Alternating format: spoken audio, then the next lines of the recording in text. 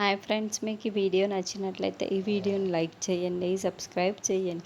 అమర్, మనోహరి ఇద్దరు కూడా బాల్కనీలో నిల్చొని మాట్లాడుకుంటూ ఉంటారు. అప్పుడే ఆరు, బాగే ఇద్దరు కూడా దూరం నుంచి వీళ్ళని గమనిస్తూ ఉంటారు.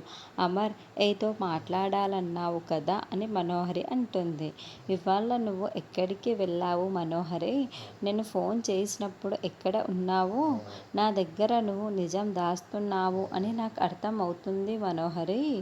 నాకు కావాల్సింది నేను మౌనం కాదు మనోహరి, నీ సమాధానం అని అమర్ చాలా సీరియస్గా మనోహరికి ప్రశ్నిస్తూ ఉంటాడు. అప్పుడే మనోహరి దొంగ చూపులు చూస్తూ, అమర్, నీకు భయపడి నేను అబద్ధం చెప్పాను. అమర్ ప్లీజ్ అమర్, నన్ను క్షమించు అమర్, క్షమించు అని రెండు చేతులను పట్టుకొని ఆ చేతులపైన తన తలని వాలుస్తూ, నన్ను క్షమించు అమర్ అండి, నన్ను క్షమించు అని మనోహరి దొంగ ఏడుపులు ఏడుస్తూ ఉంటుంది.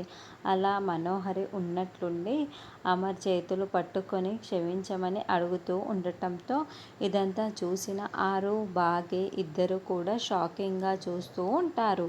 ఈ మనోహరి ఏంటి ఇలా క్షమించమని చేతులు పట్టుకొని మరీ వేడుకుంటుంది అని ఇద్దరు కూడా షాకింగ్గా చూస్తూ ఉండిపోతారు.